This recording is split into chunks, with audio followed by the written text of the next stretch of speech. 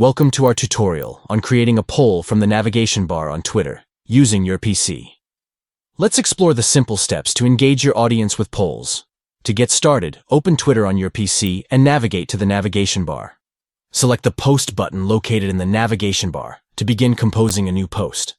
Next, click on the Add Poll icon to initiate the poll creation process. In the main Compose box, type your poll question to prompt responses from your followers.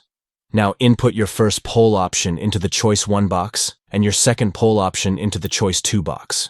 Remember, each option can have up to 25 characters. Once you've crafted your poll question and options, click Post to share the poll with your audience. By following these steps, you can seamlessly create a poll from the navigation bar on Twitter using your PC.